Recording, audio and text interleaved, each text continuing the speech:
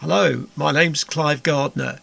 I'm a filmmaker and a writer born in 1955, living in the East End of London near the Limehouse Cut Canal. Outside the window from where I'm making this recording is Limber Garden, a tree-shaded haven for losing oneself amongst the ornamental hedges, orchids and sugar maple trees, where birds forage by the score and three squirrels, Peaky, Scarpa and Zippy, currently hide nuts and play high and low, whilst Felix the wild cat is away elsewhere. Lines written a few miles above Tintern Abbey, on revisiting the banks of the Wye during a tour, July 15, 1798, by William Wordsworth. 5 years have passed, 5 summers with the length of 5 long winters, and again I hear these waters rolling from their mountain springs with a soft inland murmur. Once again do I behold these steep and lofty cliffs, which on a wild secluded scene impress thoughts of more deep seclusion, and connect the landscape with the quiet of the sky. The day is come when I again repose here under this dark sycamore, and view these plots of cottage ground, these orchard tufts, which at this season with their unripe fruits among the woods and copses lose themselves, nor with their green and simple hue disturb the wild green landscape. Once again I see these hedgerows, hardly hedgerows, little lines of sportive wood run wild, these pastoral farms, green to the very door, and the wreaths of smoke sent up in silence from among the trees, with some uncertain notice, as might seem, of vagrant dwellers in the household woods, or of some hermit's cave, where by his fire the hermit sits alone. Though absent long, these forms of beauty have not been to me as is a landscape to a blind man's eye, but oft in lonely rooms and mid the din of towns and cities I have owed to them in hours of weariness sensations sweet,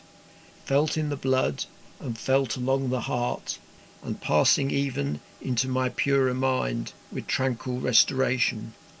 Feelings too of unremembered pleasure, such perhaps as may have had no trivial influence on that best portion of a good man's life, his little nameless unremembered acts of kindness and of love. Nor less, I trust, to them I may have owed another gift, of aspect more sublime, that blessed mood in which the burthen of the mystery, in which the heavy and the weary weight of all this unintelligible world is lightened,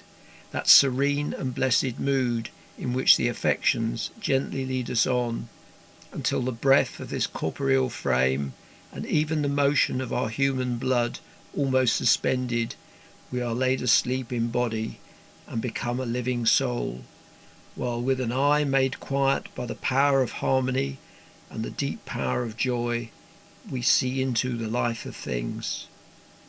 If this be but a vain belief, yet oh, how oft in darkness and amid the many shapes of joyless daylight, when the fretful stir unprofitable and the fever of the world have hung upon the beatings of my heart, how oft in spirit have I turned to thee, O sylvan Wye, thou wanderer through the woods, how often has my spirit turned to thee. And now, with gleams of half-extinguished thought, with many recognitions dim and faint, and somewhat of a sad perplexity, the picture of the mind revives again, while here I stand, not only with the sense of present pleasure, but with the pleasing thoughts that in this moment there is life and food for future years. And so I dare to hope, though changed, no doubt, from what I was when first I came among these hills, when like a roe I bounded o'er the mountains, by the sides of the deep rivers and the lonely streams, wherever nature led, more like a man flying from something that he dreads than one who sought the thing he loved. For nature then, the coarser pleasures of my boyish days, and their glad animal movements all gone by, to me was all in all, I cannot paint what then I was. The sounding cataract haunted me like a passion, the tall rock, the mountain, and the deep and gloomy wood. Their colours and their forms were then to me an appetite, a feeling and a love that had no need of a remoter charm, by thought supplied, or any interest unborrowed from the eye. That time is past, and all its aching joys are now no more, and all its dizzy raptures. Not for this faint eye, nor mourn nor murmur, other gifts have followed. For such loss I would believe abundant recompense.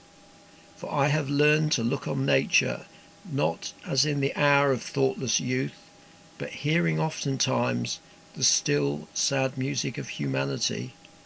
not harsh nor grating, though of ample power to chasten and subdue. And I have felt a presence that disturbs me with the joy of elevated thoughts, a sense sublime of something far more deeply interfused, whose dwelling is the light of the setting suns, and the round ocean, and the living air, and the blue sky, and in the mind of man, a motion and a spirit that impels all thinking things, all objects of all thought, and rolls through all things.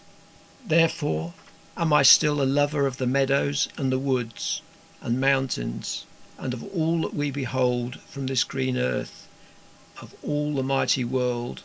of eye and ear, both what they half create and what perceive, well pleased to recognise in nature and the language of the sense, the anchor of my purest thoughts,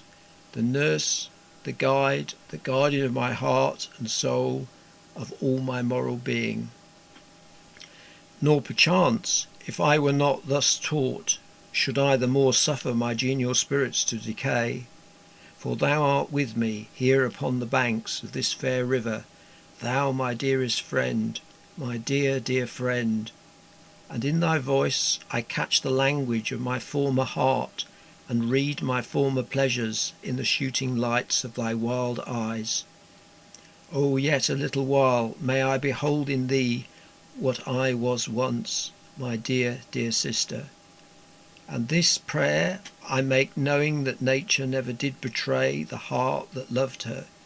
'Tis her privilege, through all the years of this our life, to lead from joy to joy, for she can so inform the mind that is within us, so impress with quietness and beauty, and so feed with lofty thoughts,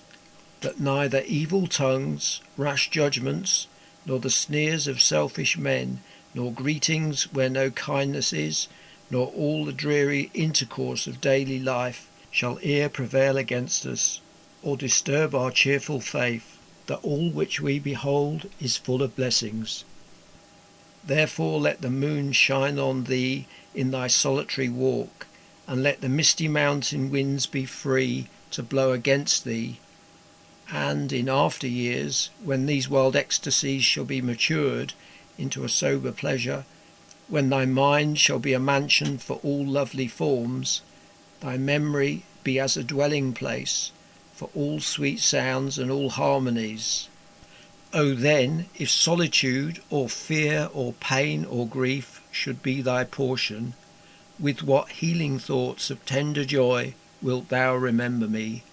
and these my exhortations.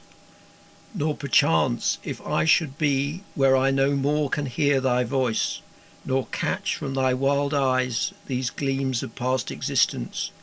wilt thou then forget that on the banks of this delightful stream we stood together, and that I, so long a worshipper of nature, hither came,